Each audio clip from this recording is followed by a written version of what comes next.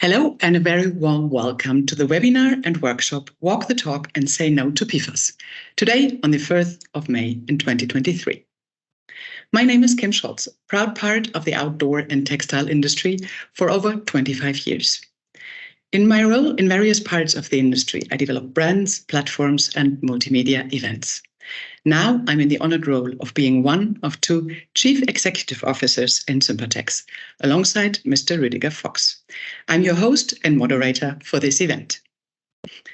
In our workshop webinar today, we introduce you to the full level playing field. What is PFAS? Why is it so harmful? And where do we start from? The alternatives, as well as concrete actions, will be set, as well as the restriction processes implemented in our policy directives. My warning for you as participants is same time inspiration and call to action. After 1.5 hours, you will be keen, able, and activated to change our businesses. And we will be no longer able to say that we did not know cause, effect, and alternatives. The experts in this webinar live, work, and stand for change, as well as collaboration. They all have a high loyalty in the industry, as well as shoulder-to-shoulder approaches in their fields of play. So again, a very warm welcome here to our speakers. Good morning, Katie, Lisa, Nicole, and Jonathan. I start with you, Katie. Hello. Good morning. Good morning. You are, in your role as the head of CSR and sustainability in the European Outdoor Group Association, working in the core for our industry. Your expertise is based on your PhD in technical textiles, as well as over 20 years experience in the industry. You stand for environmental and ethical business behavior. Working with you is mind-opening, trustful, and inspiration. Lisa Skedo, hello to you.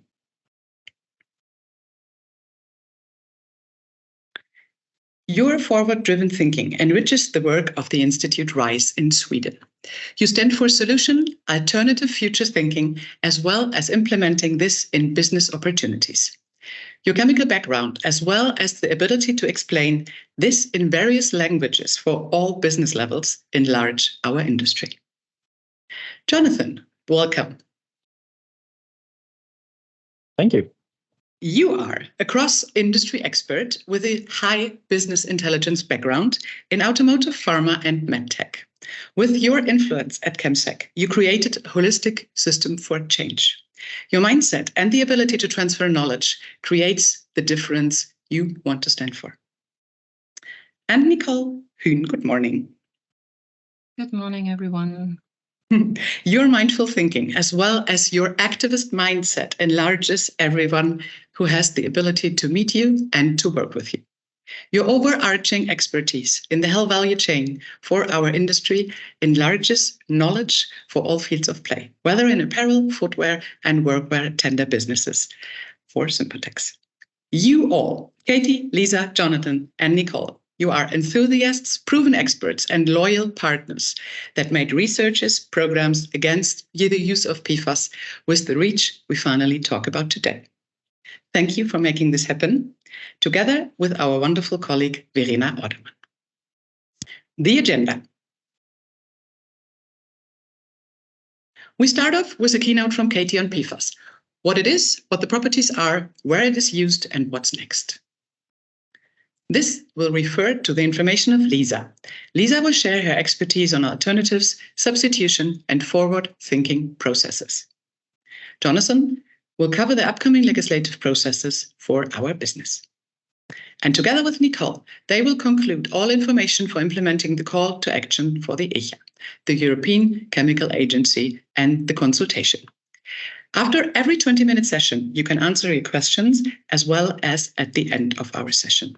Please use the time as effective as possible. Thank you for joining, and let's start collaborating for change.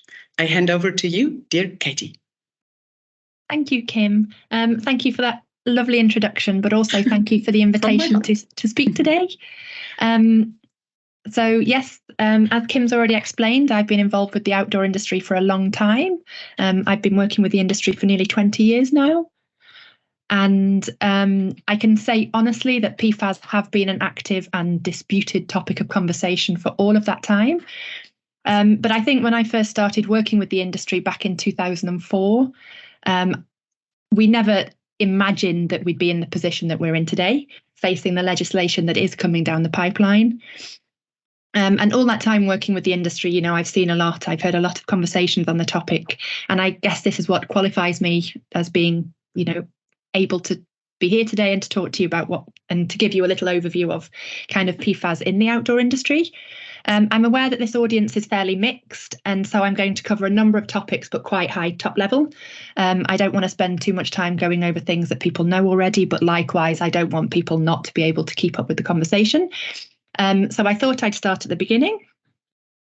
So what are PFAS? You know, what are we even talking about here? So PFAS is an acronym for per and polyfluorinated alkyl substances, and they are a huge and complex group of chemicals. As I was doing a bit of research for this presentation, there are conflicting numbers on how many there actually are. Some reports say 3,000, some reports say 4,000, some reports say up to 10,000, but there are lots. So safe to say there are many, many chemicals that fall under this kind of umbrella. They were developed in the 1940s, and they've become widely used in a huge number of consumer products and industry applications.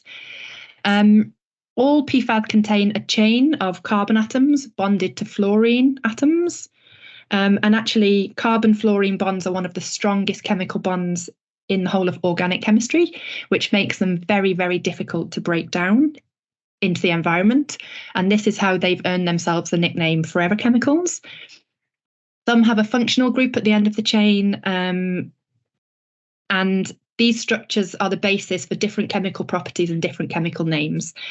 PFOA and PFOS, which I've shown on the right here, the chemical structures, are probably the most well-known and probably the ones you've already heard of. And what we're talking about on a very basic level, if you look at the blue circles in the middle, these are actually the carbon atoms that kind of form that backbone, and then the different fluorines come off in different configurations. And you may hear people use the terms C6 or C8 or other terms when referring to these chemicals, and what we're actually talking about here is this group of carbon atoms down the back. So here on these pictures you can see there are 8 blue circles, so these are kind of C8s that we're showing here, PFOA and PFOS. And just to kind of get you familiar with the terminology, you know, if we break it down, what we've got here is perfluorooctanoic acid, PFOA, which is the one at the top.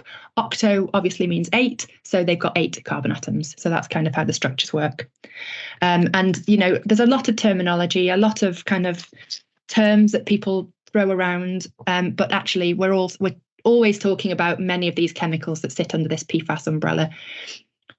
They used to be talked about as and referred to as PFCs, which was as in perfluorochemicals, but this abbreviation also means something else. So that abbreviation has kind of fallen out of favour in the industry of late. So PFCs are not so widely used anymore, but you may see both when reading around the topic and looking into the information. You may actually see both acronyms referring to the same thing. So what are the properties of PFAS and how are they used in the industry? So, you know, how do they behave? What do they do? And where might we find them? They have a wide range of different physical and chemical properties. They can be gases, liquids, or solid high molecular weight polymers. You'll hear terms such as long chain or short chain, and that comes back to kind of the structure and the kind of carbon backbone.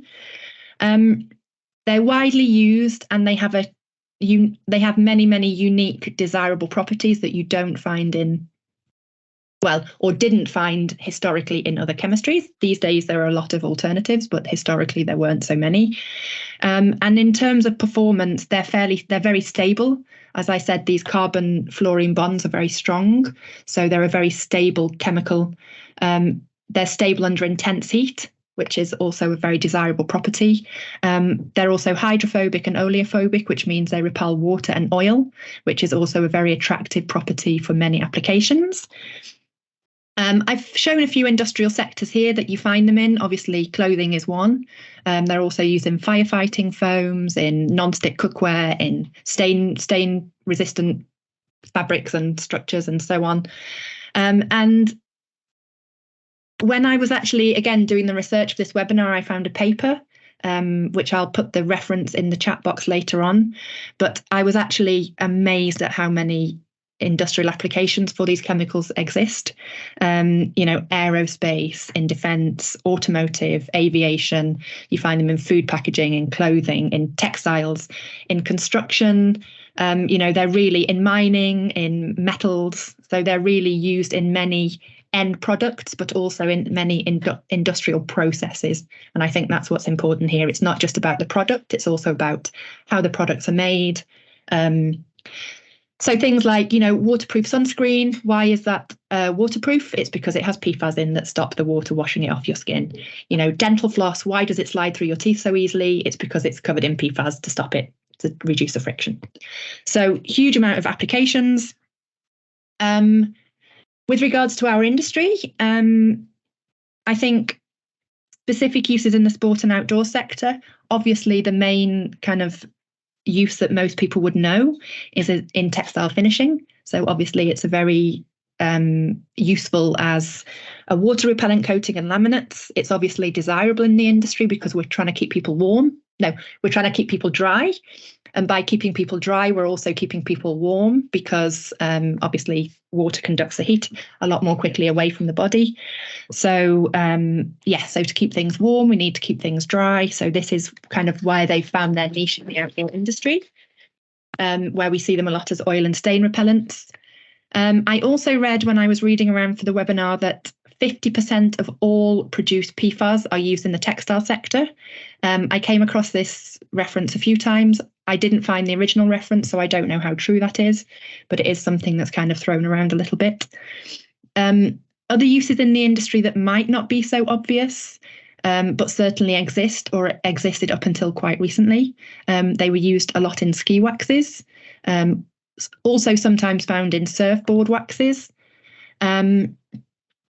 Also used a lot as lubrication, so both in production. So I've heard about them being used quite a lot as kind of spinning oils and knitting oils during the kind of fabric production processes. Also as lubricants in finished products, so grease in bearings, so for scooters, skateboards, so on and so forth. It's also used in detergents because of its because it provides wettability. It can be used in as a wetting agent in dyeing and bleaching and finishing processes. So actually there are uses that may not seem so obvious, but it's used quite a lot in many ways.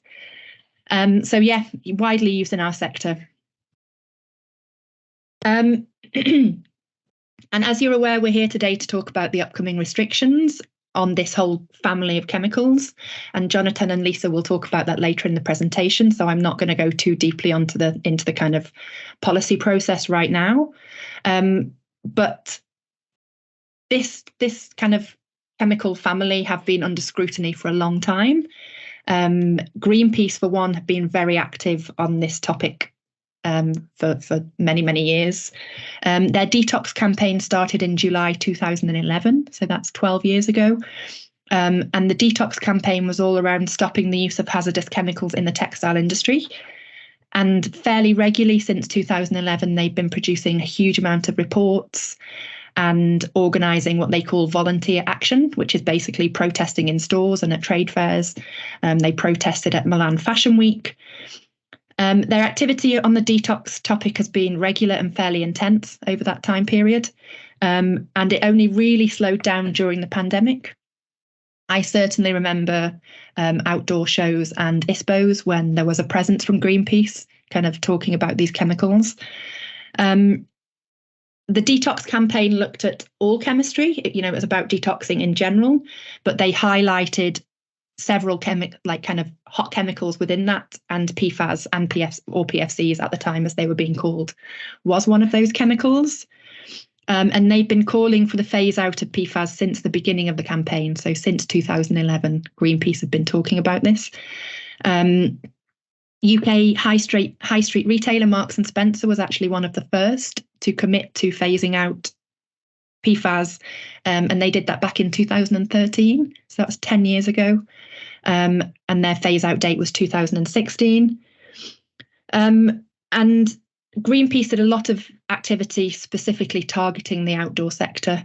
So in 2013, they published a report where they specifically called out the North Face, Jack Wolfskin, Patagonia, Adidas, and a few other brands. In May 2014, in the run-up to the World Cup, they had another campaign around PFAS and chemicals in sports clothing.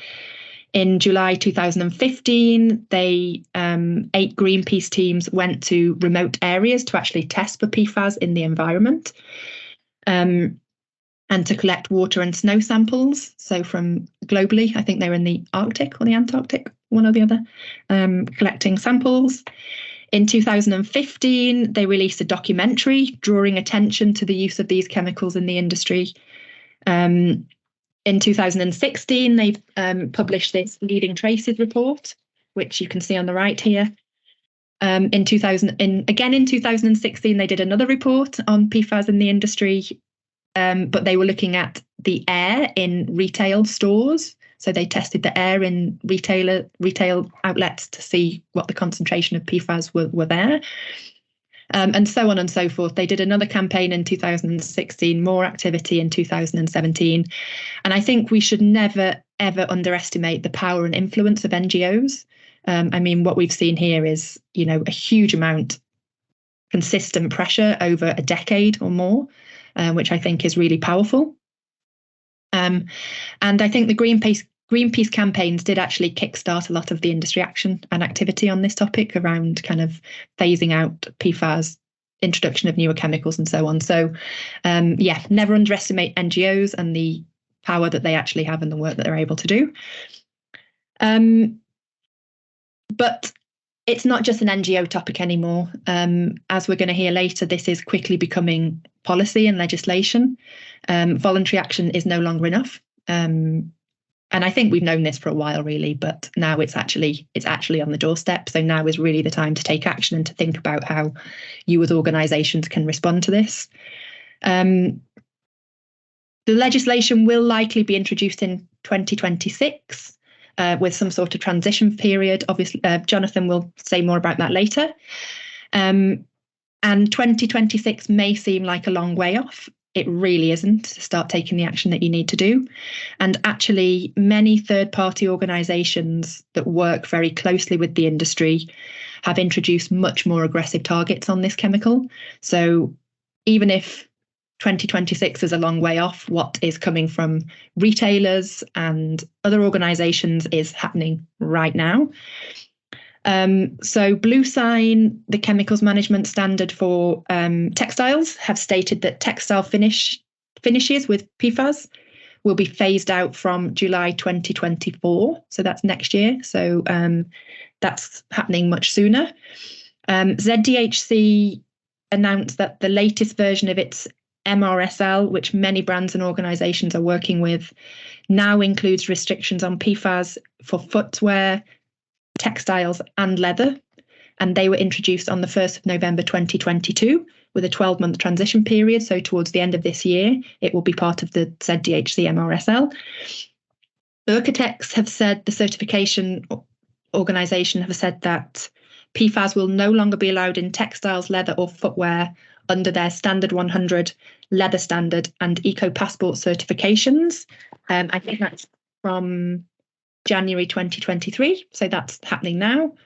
The AAFA, the American Apparel and Footwear Association, have also included it on their restricted substances list, effective 2025, then for larger limits and then reducing to smaller parts per million in 2027.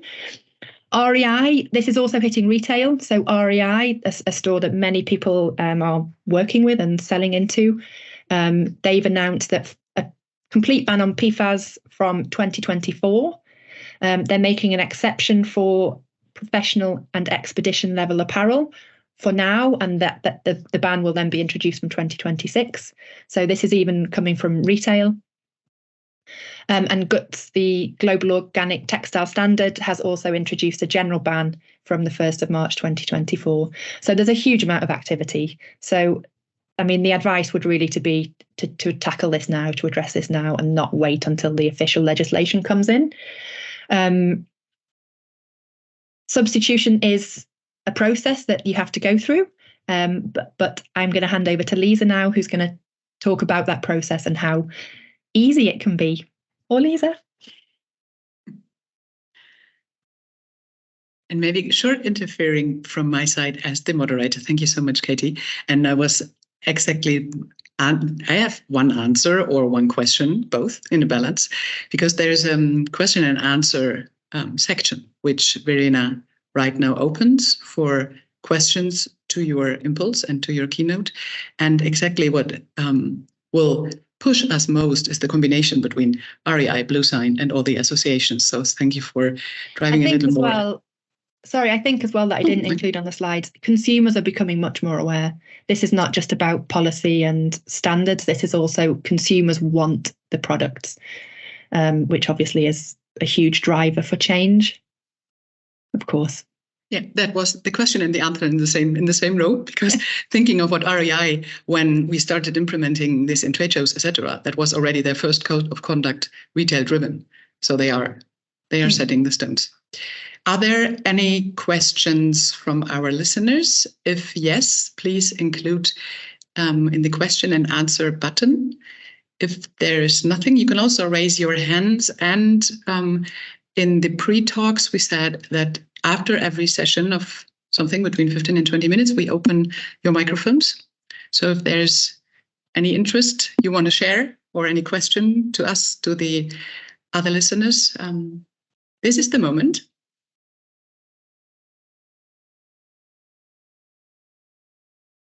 Not be too shy. We hand over to Lisa, and let's go for it, Lisa. Yes. Yeah, thank you very much for inviting me to this event. I work at RISE, Research Institute of Sweden, as a researcher and project manager. And RISE has coordinated the different POP3 projects, where the first one started in 2016. And I have been the project manager of the last 3 ones. So here, many different partners within different industry sectors and different parts of the supply chain are collaborating. And when we started this POP3 journey, focus was on voluntary substitution or voluntary phase out. Because many partners felt the urge of moving away from PFAS and with an interest in going before legislation. But now we also see sort of the legislation coming. And the vision of POP3 is a systemic shift. So really that the PFAS-free is the obvious for everybody.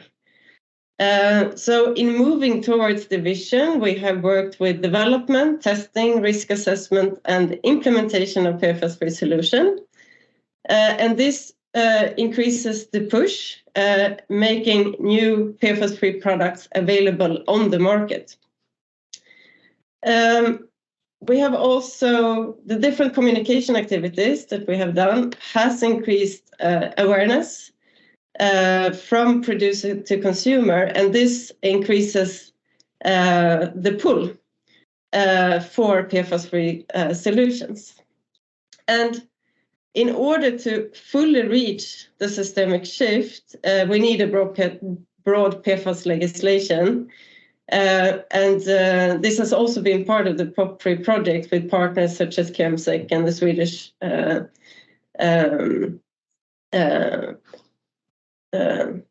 chemical agency.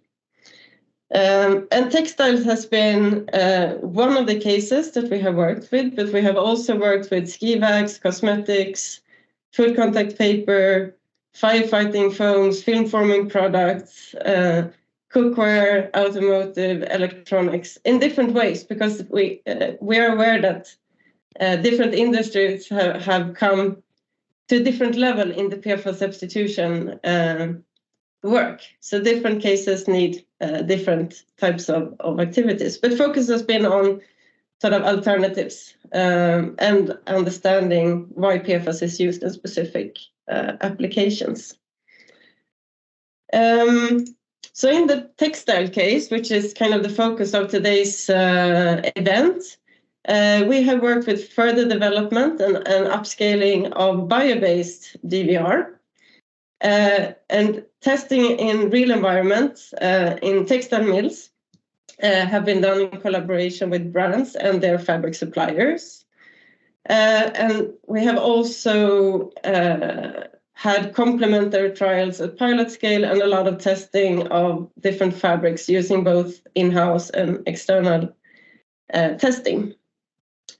And in the end, this part of the project ended, or this project ended in the fall. So we ended with a field test in Norway, where we tested garments, ponchos in this case, that were made from fabric that were produced in the project. And some conclusions is that the same DVR may provide different performance on different fabrics, and especially different structure fabrics.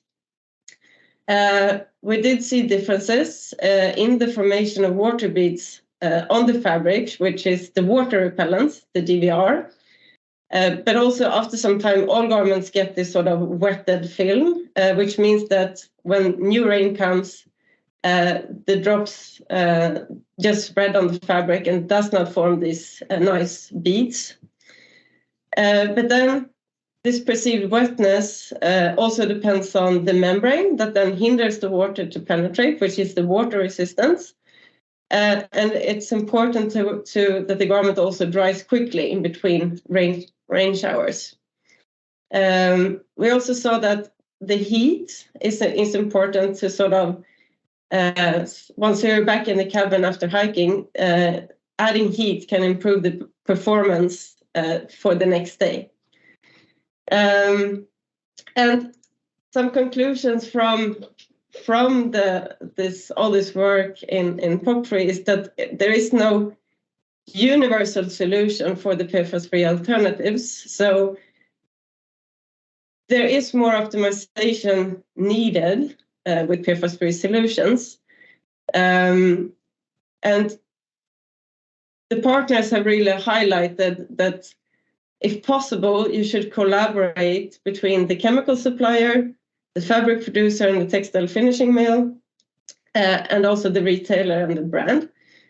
What was not included in the project was the garment vendor, but we have realized that that should also be part of the collaboration, because we know that a lot of things is happening during the garment in the garment sort of vendor shop, with all the handling and heating and gluing and lamination that can affect the final result. So if the most advantageous way of testing alternatives is to really collaborate within the supply chain. So when it comes to PFAS-free alternatives, we have sort of grouped them in 5 different groups. It's really hard to know exactly what the different contains, but we have in the research found out that there are these different groups of alternatives. So we have the paraffin waxes, we have hydrocarbon chains, silicones, nanomaterials, and also these bio-based hydrophobic ingredients, which has been the focus in the later part of the POP3 project. And the figure to the right shows this sort of textile fiber. And when it comes to DVR, you have a polymeric backbone, which is not PFAS if it's a fluorinated one. But then you have these side chains that sticks up from the fabric and that creates this water repellents. So that can either be the fluorinated chains, or some silicone chemistry, or some hydrocarbon chains sticking out, which are then providing this hydrophobic finish. This figure in the bottom shows an image of the coating. You can see the coating on the textile fiber. So it's approximately 300 nanometer thick, and it's sort of the top top fibers that get this coating, and the fibers underneath are not coated. So as part of the POP3 project, we compiled a list of PFAS-free alternatives, including manufacturers, products, names, and links. It's a non-exhaustive list of chemical products, and this was developed in collaboration with a major apparel brand. And this document, it's 4 pages. It also consists links to other lists of alternatives, such as ChemSec Marketplace. So this could be a good start if you want to look for commercially available PFAS-free DVRs. This is sort of how it looks like in the document. So you have the supplier, brand names, and also some web links to look at. When we have described, this is sort of information about alternatives, and sort of this list was done in connection to when we launched this PFAS substitution guide for textile supply chains.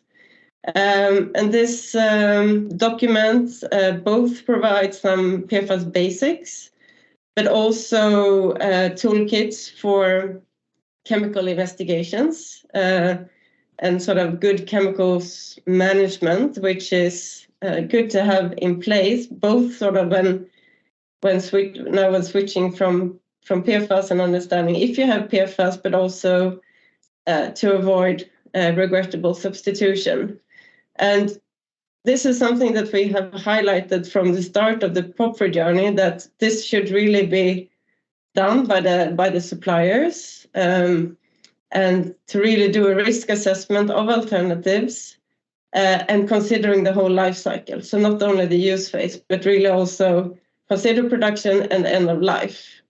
And all partners in the POP3 project were offered this service, but due to all this confidential information, it was only the person doing the evaluation that got sort of the details of the ingredients. And so we know that it's very challenging because of the lack of transparency in the supply chain. But there are some tools, and we are writing about them in this PFAS substitution guide. So really try to find different way. There are different tools for chemicals management. Really consider the regulatory lists and watch lists for future regulation. We have the silicone chemistry, for example, knowing that the cyclic siloxanes, D4, D5, D6, are on the REACH candidate list as substances of very high concern. So maybe that is not sort of the best choice in the long run, having that in mind, since the cyclic siloxanes are then on the REACH candidate list. Analytical testing can be used to make sure that what you have or what you get is actually free from PFAS, because that's not always the case. We have several cases where companies have thought that what they have is free from PFAS, but it's actually not. So that's a way of testing for PFAS, but also you can see it as a tool to test for what the alternative chemistry is. So there you can do the testing in different ways. And I just want to highlight that don't let the lack of transparency delay your PFAS substitution work. So don't sit and wait for all the details in the chemical formulation, because that is challenging. And so we should not blame sort of not substituting PFAS, because we need all the information to really make sure that we don't do a regrettable substitution. So don't wait and change to something which is available, which is definitely better than PFAS. So in the pop for industry project, we have done a lot of PFAS analysis on different products, and this graph shows total fluoride analysis of textiles. So we have worked with both known textiles with known treatments, C6 or C0, and we can see that all the samples where we knew there was a C6 treatment, all of them get a concentration over 50 ppm, which is based on which is sort of the concentration limited in the restriction proposal. And we have also tested unknown textiles with unknown PFAS content, and this can be used as a tool to screen for intentionally added PFAS. What we have also seen is that the target analysis that is commonly done when you analyze for specific PFAS compounds and EOF, extractable organic fluorine, and sort of total organic fluorine, if it's based on extraction, it does not capture the polymeric PFAS, which is what we have in textiles. So that's good to know that we have a method that it works well with sort of the upcoming PFAS restriction. The final slide before concluding remarks. We heard a little bit about this. So the DVR is the obvious choice to start when it comes to PFAS substitution. But we also have the membranes that can consist of PTFE, for example, which is also a PFAS. But then there can also be PFAS in trims and details. We can have coated yarns, process auxiliaries, and also the re-impregnation products and the washing treatments can also contain PFAS. So these are also parts where we should try to find out whether we have PFAS or not. And of course, here the analytical techniques can be used to also find that if we don't get the information from the suppliers. To conclude this talk, there are several well-performing water repellent treatments on the market, commercially available. The stain and dirt repellents is still challenging, but the question is that really needed?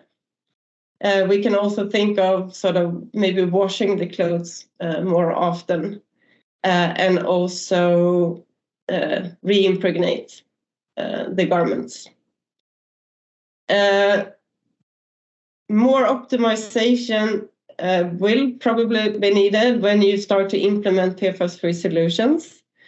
So don't give up after the first factory trial. There will be a little bit more trial and error compared to working with PFAS treatments. I really highlight collaboration within the supply chain, that we know from experience that it works very well when also the chemical supplier is involved in the work. And we also highlight that include also the garment vendor, because a lot of things is happening in the different steps when making until you have the garment in a shop. And honest communication with customers and the consumer, and here communicate with the customers why you're making this change, that they might need to treat the garments in a slightly different way that they are used to, considering re-impregnation more often, for example. Yes, so thank you for me. Thank you, Lisa. Amazing, amazing. We have some questions which we align at the end, I guess, because all the information we consumption now will already help to get the picture a little bit bigger. Sorry. If there is now nothing to add from your side, Lisa, thank you again. I will hand over to you, Jonathan. Thank you very much. Thank you for the opportunity to speak. So my name is Jonathan Klemark, and I represent ChemSec. So I will just give a very brief one slide overview of what ChemSec is for those who do not know what we do and what we are. So ChemSec is a Swedish NGO, and we are working to reduce the use of hazardous chemicals. And we do that in a few different ways. We work to drive the political discussion on hazardous chemicals, where we are a stakeholder at the important committees at ECHA, the European Chemicals Agency. We have great connections to the Commission and the Parliament, where we try to influence policymakers. And what we want to bring when we talk to policymakers is positive examples from the business world. So we want to show companies that are doing good things, that have progressive chemicals management, that have phased out hazardous chemicals, because that's a very powerful message when we come to regulators talking about regulation of chemicals. And in order to get these positive examples, we of course challenge the companies to improve their chemicals management. And we do that in a few different ways. We have the ChemSec Business Group, which is a group of companies like Adidas, Dell, Lego, IKEA, Apple, which we just talk to and discuss chemicals management, barriers and challenges regarding chemicals legislation, for example, to get input on how legislation will impact their business. But we also want to be concrete, so we have a set of online tools to help companies switch to safer chemicals. So we have the ChemSec Sin list, which is a list of chemicals we think should be banned, and it's sort of the future candidate list. So it's a way for companies to stay ahead of regulation, to understand what will be regulated in the future.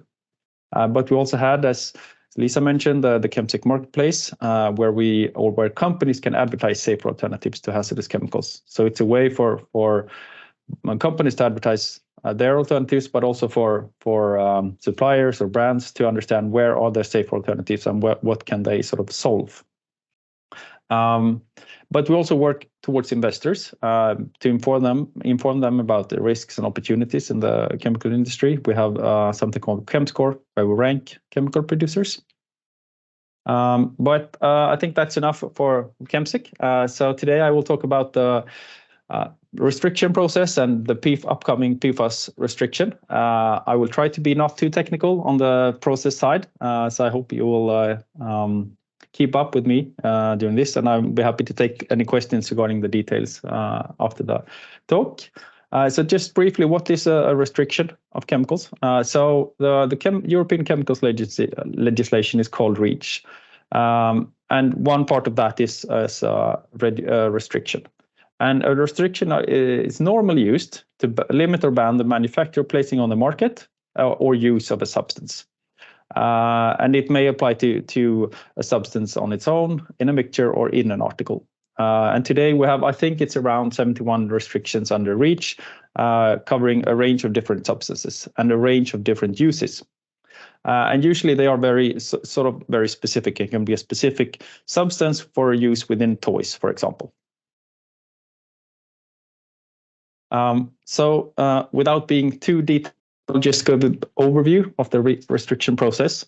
So what is done, if we take, for example, the PFAS restriction, 5 member states have done a restriction proposal for the PFAS. That's Sweden, Norway, Denmark, Germany, and the Netherlands. So that is sort of the yellow part of this one. They have done the work, they have gathered evidence, they have summarized that, they have made a proposal to what a restriction can entail. And what we're now looking at is the sort of consultation phase, and the part where ECHA, the European Chemicals Agency, will do their work. So they will discuss the content of the dossier, and there is a consultation where stakeholders like you, or NGOs, or companies, or chemical producers, or individuals, basically any stakeholder can give input, can give evidence, can give information to the European Chemicals Agency, and they will then use this and form their opinion. And then they will hand over to the Commission, who takes the decision whether there will be a restriction and exactly how that will look. So the scope of the PFAS restriction. The restriction has used the OECD definition of what is a PFAS, because it's important to understand, as we saw with Lisa mentioned, understanding that PTFE, for example, is a PFAS. So therefore, they have used a definition, an OECD definition of what is a PFAS. Basically, that means if you have one with 2 fluorine or 3 fluorines attached to it, it's a PFAS. And the conditions of the restriction is, as I also mentioned before, it shall not be manufactured, used, or placed on the market as substances on their own. And that includes imported goods. So it also means if it's manufactured somewhere else and imported and placed on the market within EU, it is affected by a restriction. Some uses have been excluded already from the start, and that's biocides, pharmaceuticals, and plant protection substances, because they have a separate regulation, and the dossier submitters considered that PFAS was better handled within that regulation. And there are two restriction options. So restriction option 1 is a full ban with 18 months of transition time. And restriction option 2 is a ban with time-limited derogations, and the non-derogated parts have 18 months of transition time after the restriction has entered into force. And the one that is recommended is option 2, where we have a set of derogations. And this one is about derogations, not restriction options. But there are two types of derogations. As we have seen, or as Katie mentioned, there are an extreme amount of PFAS uses. From ChemSec side, we have a tool called the PFAS Guide, where companies can understand and see what the different PFAS uses and within their own products can be. I think we have over 800 different uses of PFAS within that database. So it's a huge restriction covering many sectors, many uses, many companies. So therefore, we also have quite a large number of derogations. And we have a set of proposed derogations, which are 26. And we also have a set of what's called potential derogations, where the evidence base today is too weak to propose them as derogation, but they might be derogations if more information will be submitted. And there are a separate set of derogations for fluoropolymers, which Katie and Lisa talked about, and there is a set of derogations for all the PFAS. And most derogations are time limited, which means they have a set of specific time that they are sort of actual, and after that they will not be able to be applicable, which means that we're looking at the phase out of PFAS, a complete phase out of PFAS. The transition times are 6.5 or 13.5 years. And there is also a reporting requirement. If you're using a derogation, you are obliged to report that to the authorities. And all derogations are based on the potential for substitution, meaning the availability of alternatives. And as Lisa talked about previously, we have a fairly large set of alternatives for textiles, for DWRs, for example, which means that for textiles, there is a very high potential for substitution, meaning that there is no derogation for that. If there is a low potential for substitution, it will be a derogation for that specific use. So for textiles, for example, there are a few derogations concerning PPE, so personal protection equipment and textiles, because there is no alternatives today that can meet the standards and requirements for that kind of textile. And all of these, the viability and the use and the range of alternatives can be found in the dossier and the justification for why there is a derogation or not. So what is the impact on industry? I should say there is a very large impact on industry. Most industries have no or a few very specific derogations, which means, as I said before, we're looking at the complete phase out of PFAS. And if we take the textile industry, as Katie mentioned, there has been a focus on PFAS or PFCs for quite a long time. So there are alternatives, as we saw in the previous presentation.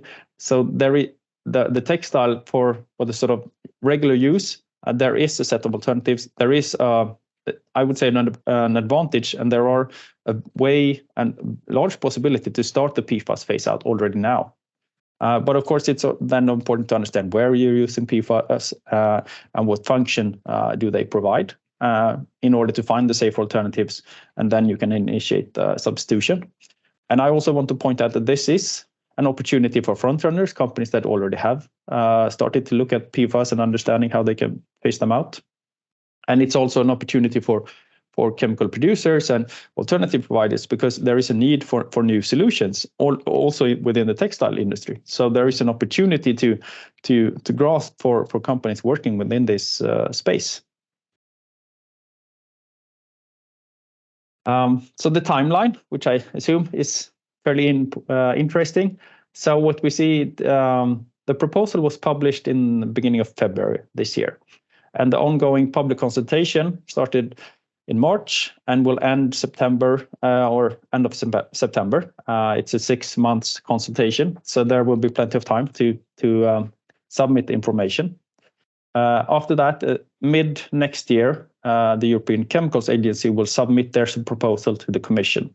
And after that, there is a formal timeline of 3 months for the Commission to take a decision. Usually they take longer time than that. So therefore, I have on this slide written around 2025, a Commission decision.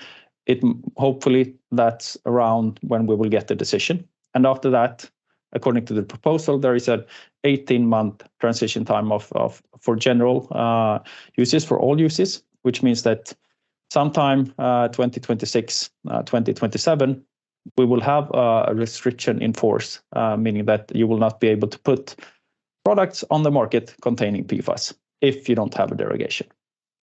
And as Katie also said, that sounds like a long time, but it's actually not a long time. So it's very, very, I encourage you to really start the work now and to look into that and start the phase out work already now if you have not done that. So just to understand how the sort of work is done within the European Chemicals Agency, I just wanted to add what kind of committees, what are they looking at in order to understand where can we have a restriction or not. So there are 2 different scientific committees. The Risk Assessment Committee, which looks at the risks to human health and the environment that is posed by PFAS in this case. And there is also the Socioeconomic Analysis Committee, which looks at the socioeconomic impacts from a potential restriction, meaning how do we correlate the risk with the economic impacts, meaning factories might be forced to close compared to what is the human health and the environment effects. And within the Commission, they will form what's called a draft act. And then it's the REACH committee which will decide whether there will be a restriction. This is called comitology, which means that it's done through a committee work instead of a parliament vote. So it's a bit technical. And some of the hot topics from the restriction. I mean, it's a very broad restriction, and it's a lot of discussion ongoing right now. What will happen and what is the positive and negative impacts? So the first question is around the consumer products and industrial use. So I think I would say that there is a fairly consensus regarding the consumer products. That's where we want to phase out PFAS, with maybe some exceptions regarding the semiconductors, which are part of many consumer products. But there is also a large push regarding the industrial use that it's harder to substitute for these industrial uses where you use it in products, in processes, for example. The fluoropolymers will be a big discussion because they have a less impact on the human health, on direct impact on the human health. So it will be discussion regarding should they be included as a whole group or should we have more derogations on fluoropolymers? There will be a discussion around the number of derogations, and there will be no new proposals for derogations. And there will be a discussion regarding transition times. Is it enough with 18 months for the general use? And is the 6.5 or 13.5 years also enough or too long for the other? So there will be a lot of discussion, and that's why I think that some of the time frames might be a bit short right now. Maybe it will be necessary to have longer time frames, and maybe we don't want to have a Commission decision until the end of 2025, for example. So why should you care about the ECHA consultation? Why is it important for companies and also individuals to think about this and try to submit the information? So we need information necessary to get an informed regulation. We need a regulation that's effective and that's good. And to do that, we need information. And there is still a lack of information regarding the use of alternatives, where PFAS is used, and the volumes of PFAS. So there is information. I mean, companies that are using alternatives to PFAS, I encourage them to really submit this information because it's important to know where there are alternatives. Even if there has been great work done, there is still a lack of this information. And as I said before, it's a business opportunity for progressive businesses. If you submit information regarding your use and that you have phased out PFAS, this is a business opportunity. It will open a bigger market. It will make sure that there is a restriction. And I also want to highlight the personal interest that you can have as a person, because in doing this, you can contribute to reducing the impact of these chemicals on human health and the environment and for the future. So I think there is also not only the sort of company business perspective, it's also a personal perspective, which I think is important, and I think here's a chance to make a difference. So I encourage you to please take that opportunity. And I think that was my last slide. So I'll be happy to answer questions in the end. And I think it's time for Nicole. Thank you very much, Jonathan. I'll suggest as you said, Jonathan, we hand over directly to Nicole, because that's part of your expertise, the consultation, the shoulder-to-shoulder approaches, and the cooperation with all of us listening. Yes, thank you so much, Kim. And thanks, Jonathan, for the detailed explanation of the ECHA consultation process. And thanks, Katie and Lisa, for your input on the already existing PFAS regulations for textiles, of bluesign and OekoTex and ZDHC as well, and the alternatives. So why we are presenting this to you all today is that our aim is that you take action and participate in the ECHA consultation process. So, wait a second.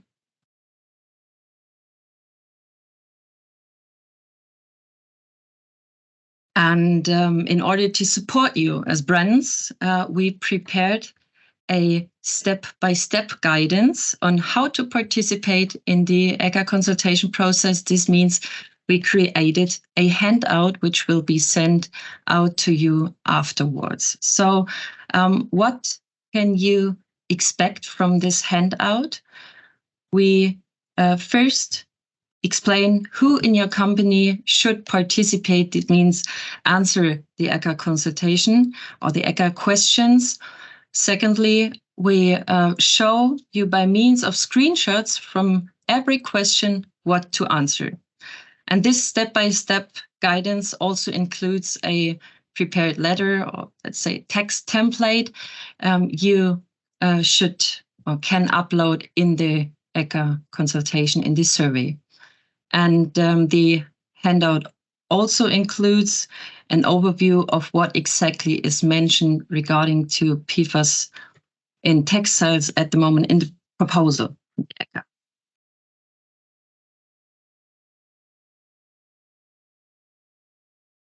But before we dive into the detail of the handout, I'd like to explain why we think it is necessary that you participate in the consultation.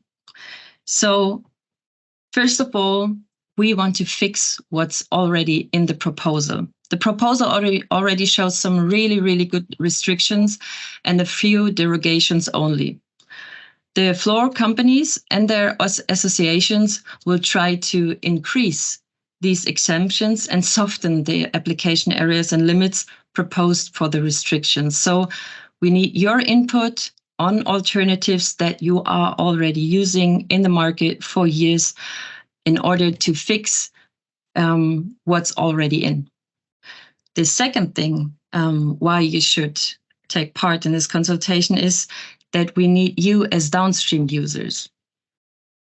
The textile organizations, of course, try to protect and support the business of their companies by affirming the importance of the use of PFAS. On the one hand, this is understandable. On the other hand, it leads to the fact that no alternatives are presented in the ECHA consultation. Of course, I'm over-exaggerating. We do have some alternatives which are mentioned, but it's important to show that there are many out there. We at Sympatex, for example, offer alternative membranes, of course, but we are certainly not taken seriously because of self-interest and thus bias. So it's important that companies like you that have been successful on the market for years with fluorine-free finishes and membranes or coatings report on their experience. So when you have, like seen on the screen, on the slide, have a garment or footwear with PFAS-free water repellent treatments, PFAS-free membranes and coatings, then you can just collect your data.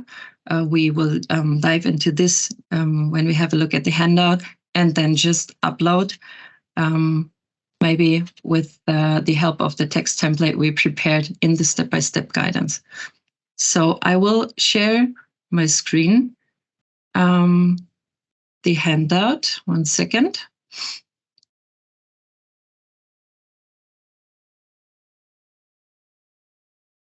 So this is how the handout looks like.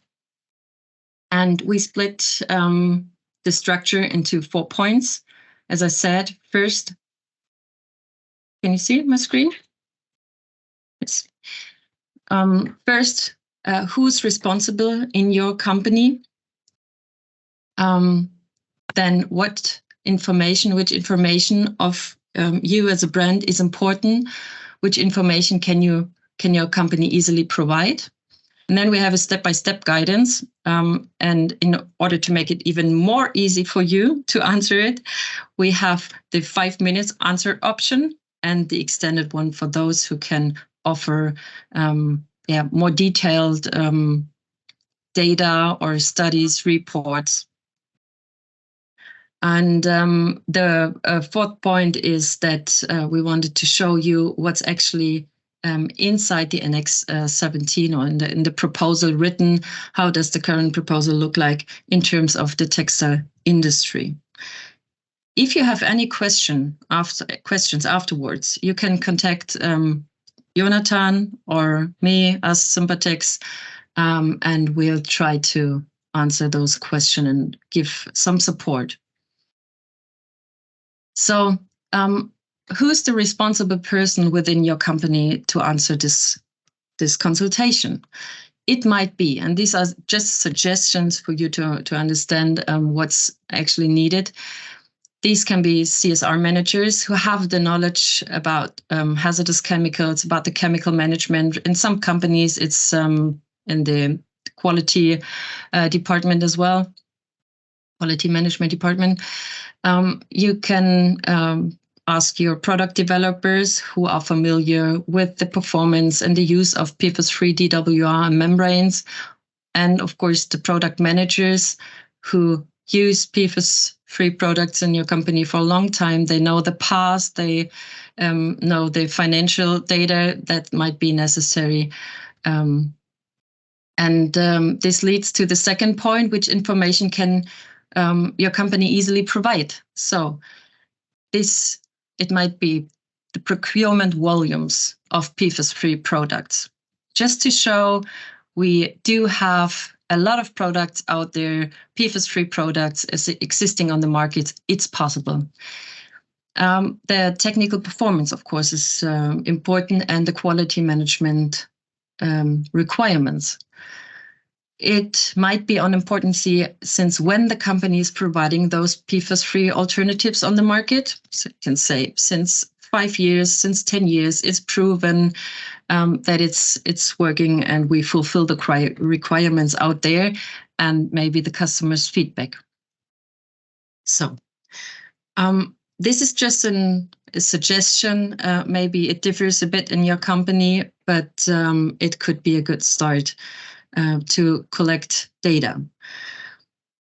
Then this leads us to the step-by-step guidance. To make it as simple as possible, I already said there are 2 options to answer. The first option, you don't need to provide any own scientific reports or research. You only need to have PFAS-free alternative on the market. Use the prepared text, which I will show you in a bit, to upload a letter and follow the instructions below. It will take you 5 minutes and give some good comma points. So the second option is if you have your own or third-party scientific data on PFAS alternatives, which I think only a few of you might have. So it is more about option 1 today. The general process for both options is, of course, you have to enter the EU website, PFAS consultation. We we entered the link here. You just have to click it, and then a whole table with different information comes up, and you have to click here on Give Comments. Then we have option number 1. The 5 minutes, it has never been so easy to answer an ECHA consultation option. This is the information which is really important and easy to answer. Let's start. It's simple questions like, where did you learn about this consultation? Okay, click. It's either industry organizations, EOG, NGO, or wherever. Then we come to section 1, personal information. You can enter your contact data.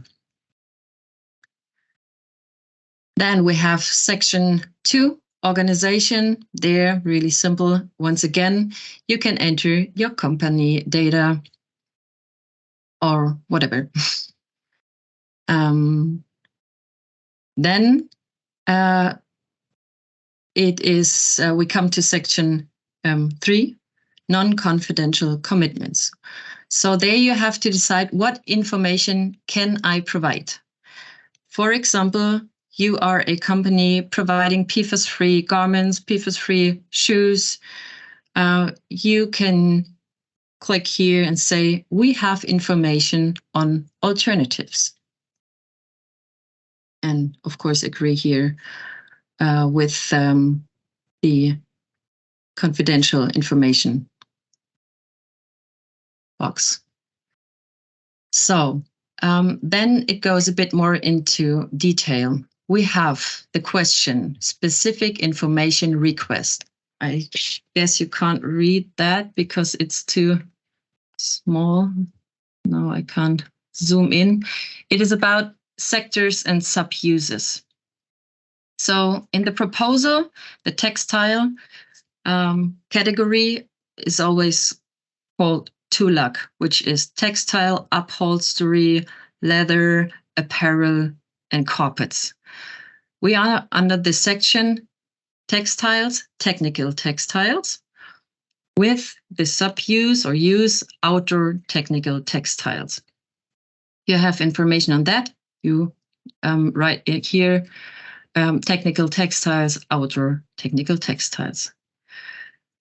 And then we have a lot of questions coming, not that many, but 5 or 6 questions which really need more detail. And you just skip that and come to section 4, non-confidential attachment. There, it is important to upload the information you gathered before. We show you in point 1 and 2 that you can use the text template and insert the information about financial data, timelines you're using, PFAS-free, your PFAS-free products, and so on.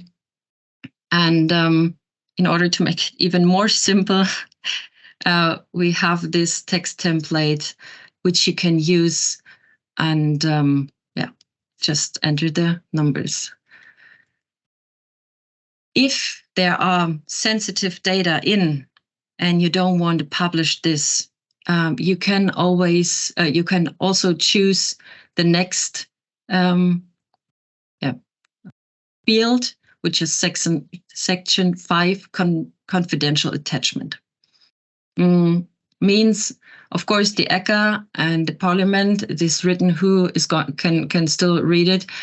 The committee can see those data, but no one else. It won't be published. And there you can upload your confidential input as well. And then say, yes, I'm not a robot. Submit to ECHA. There we go. I think, or I hope that we with this overview, we can lower the burden that you take part in the consultation. Of course, we have this extended answer option. Do we have still some time to go through? Kim, what's the time? Always the timekeeper. 19 minutes left for the questions and the possible answers. Okay, so I would recommend that we just go through this quickly, and for those of you who have questions regarding those more detailed questions which might be can be answered, please let us know, and I would skip to the questionnaire Q&A part, right? Just the fourth point, proposed restriction, the Annex 17. There you can find what's really inside the proposal and don't have to read all the 100 pages and more out there. Okay, so thank you so much for your attention, and I hand over to you.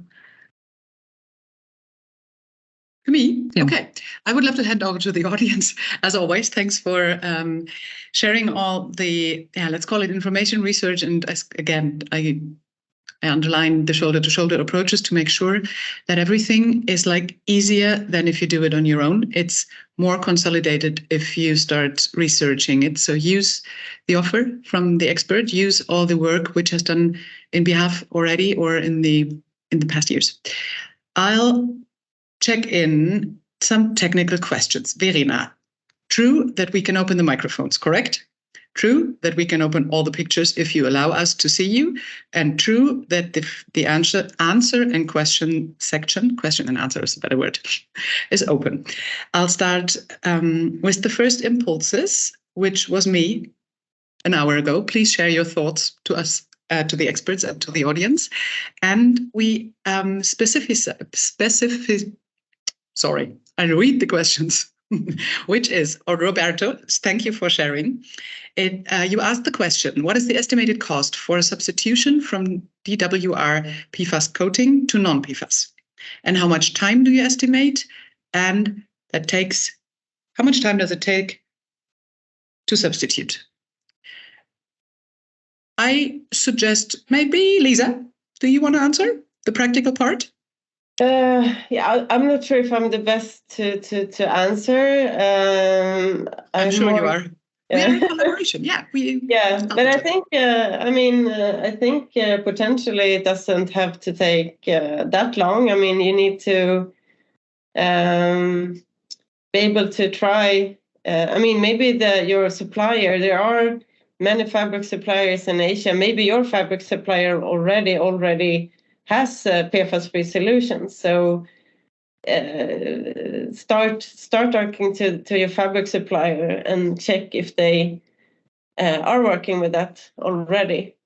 And then it should not take that long. I mean, in order to test and etc. So. But I'm not sort of in that detailed level, but so I didn't want to put you in the spotlight, not feeling comfortable. I'm so sorry, Lisa. But I think that there is a potential, at least if people are collaborating, that it should not take too long time. Okay, thank you. I use the hand signs if this is giving an answer to this question. Rocky Zambrano, do you want to answer on this, or is it a different question? No, I just wanted to ask, because I don't have the rights to write here in the chat. Why not? No, I don't have the rights to write. So my question is, since I joined late, if it has been recorded that we can listen it to later. Oh, yes, of course. Okay, thank you. That's it. So I can catch up with everything later. Okay. I put down my hand now. And we stay in the room if there are questions longer than 12 o'clock, of course. So coming back to the question on how to implement the process, are there any answers from the audience who wants to jump in?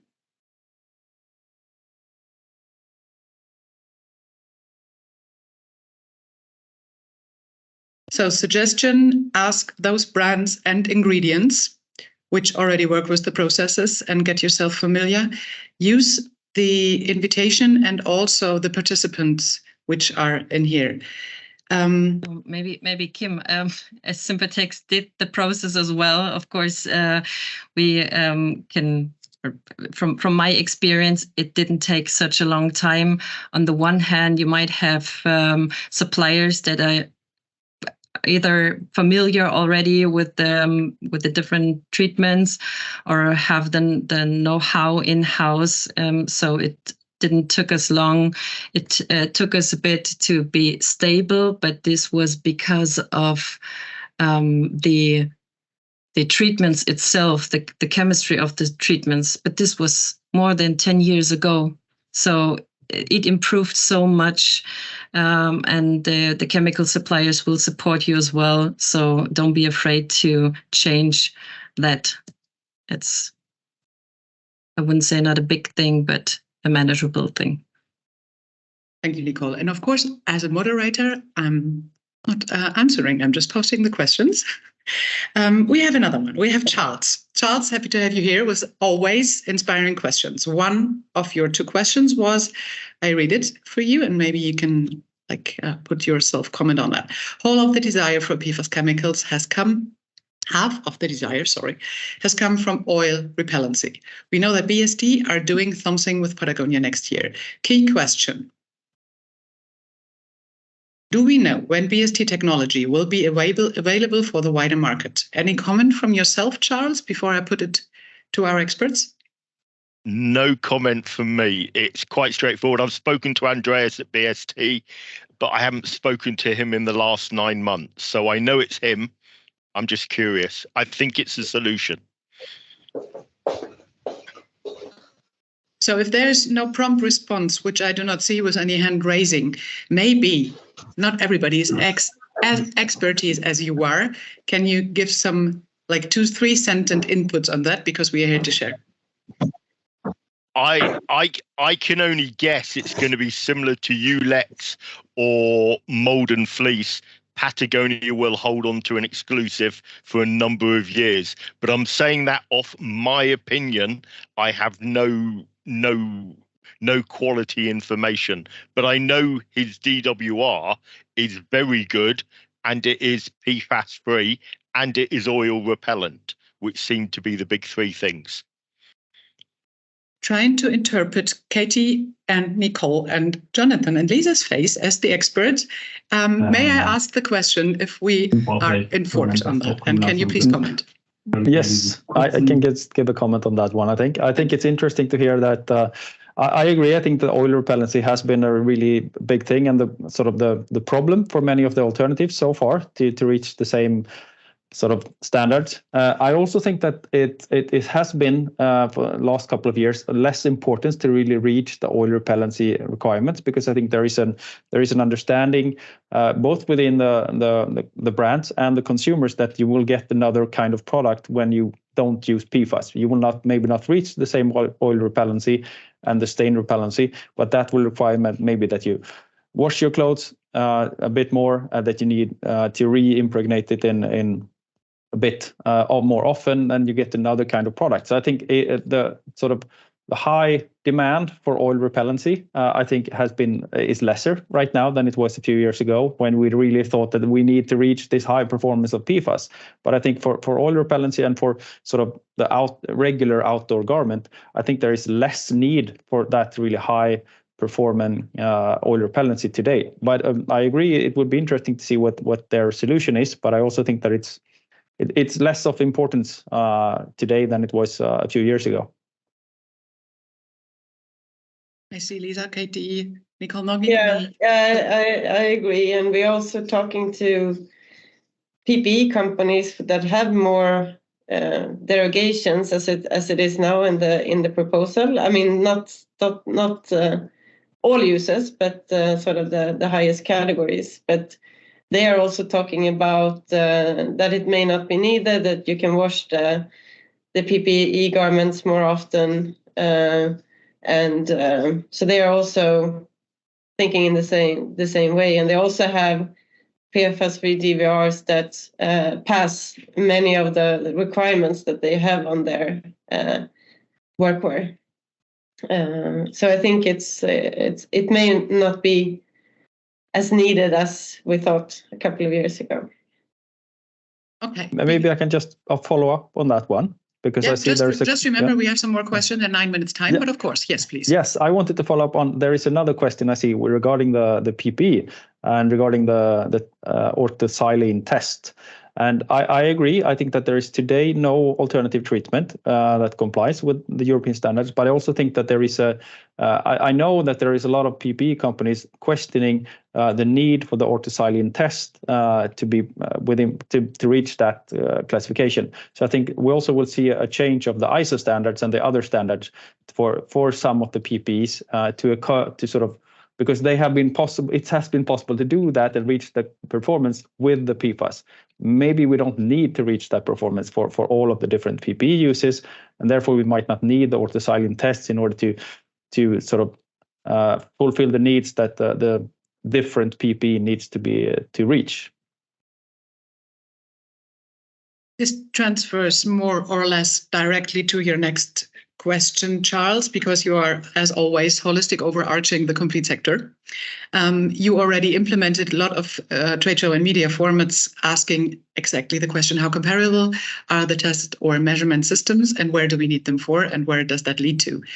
Deborah, your hand sign disappeared again, so I'll head over to your question, Charles, which is, you say a lot confusion in the market on permeable membrane measurements, referring especially to the desert conditions. Your question is how unrealistic is that there is a complete system where we could work with.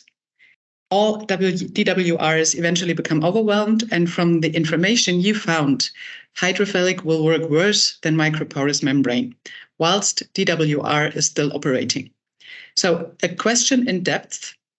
Do you think the industry should all work in the same system? Which is opening again the question. So ideally, I would love to see, Katie, are you in a position to answer from what you see with all the measurement systems? I know you, Nicole, you are anyhow. Balancing in the answers of your expertise. Sorry, I was just battling with my computer there. Can you just repeat the question, Kim? No. It's on testing systems or Charles, can you sum up in one word? Otherwise, I would repeat what you were writing. You don't want, or you're muted? I think you want. I know you. I'm off mute. Katie, we've got the 4 main test systems, the Hockenstein one, DMPC, JIS and JIS inverted. We as an industry are confused between them, and we work in the industry. For the customer, it is absolute confusion. Why can't we all work to the same system? Nicole's laughing as well. Should I pass the question on, or is it? Because it won't work. I mean, we're struggling, and we, as a laminate supplier, are facing all the different requirements from all the different brands. The one is working with JIS, the other one is working with American standards, ISO standards. I think this won't work the same way. The different types of membranes have advantages and disadvantages. But like Jonathan said, we have to have a look what is really needed. The materials need to be fit for purpose, and what is justified to use, when is it justified to use really hazardous chemicals, substances like PFAS. So I think it's the answer is difficult, but that there won't be just one system. I'm pretty sure. I think as well it comes to it's when we're talking about test methods, there's always going to be geographical preferences and variations, and I think that's nothing that we can ever really overcome. Different countries use different machines, have done traditionally. There's a lot of tradition, there's a lot of politics involved, and that's just the way it is, really. I thought the British were going to use meters then. Oh, they're back to inches now, aren't they? Oh, In a post-Brexit world, back on pints. We see that we can spend some time just discussing. I guess Charles and all of us taking care for different stages will include this in our programs. There are two questions which I would love to pose in the next 4 minutes. So one is the consumer question, which I would love to highlight. Lukas Schubert shared, thanks for the insight. Are you aware of any consumer studies to understand if our end consumers are actually aware of the PFAS PFC topic? Maybe I can answer this. Yes, there are a few. I think there are a few studies on kind of awareness, and there are a few studies on kind of behaviours and how they look after their garments and so on. Probably not to the depth that people are looking for, not like, are you aware of PFAS? But I think there are a few studies where you could imply kind of consumer attitudes. So seeing this maybe also from the moderator perspective, which I'm allowed to take right now, is that one of the fears from all the communication systems in between when is greenwashing where, I would love to join exactly that. Yeah, it's more mind status and positioning. If the whole outdoor industry is blamed for, we really need to take care for a sensitive communication in these cases. And this is why I would love to encourage all of us to really make sure that we have the right mindset and also expertise knowledge. So thanks again for organizing this format. There is 2 questions from Mark Price asking, we have moved a percentage, asking for Torre, of our outdoor apparel to PFAS-free, but I'm struggling to find information on a derogation for reusable medical garments. Could ChemSec database provide an answer? You have 1 minute. I assume that we're talking about alternatives for reusable medical garments. I'm not sure. I don't have all the 800 different alternatives or different uses in my head. I can post the link as a reply in this one, and you can check for yourself. There is some for medical garments, but I know that it's a bit problematic because it's the same as the PPE. You need to have different classifications, and you need the PFAS for some uses where there are a lot of different liquids that you need to be protected from. But I'll post the link and you can check, and please come back to me if you want more input regarding that, and I'm happy to talk about that. It was faster than a minute. Thank you. So, Rebecca, thank you for your answer. I read it to the audience. Maybe some of you would have not read. As far as I know, at the moment, there's no alternative treatment that complies with European standards for chemical production garments, for example, tests with oxylene. Is there anything to add, Rebecca, from your side? Otherwise, I would end the session. I believe this question is already answered by Jonathan. Okay. Thank you very much, Rebecca. So thanks for all of you. Please share the information with the link we're going to send around from the video, which is taken for the session, and be encouraged. And as said at the beginning, also a warning, none of us could say we would not change, and we did not know. So have a good day. Thanks, and hope to see you soon on all our available business platforms. Goodbye. Thank you. Goodbye. Thank you very much. Thank you all. Goodbye.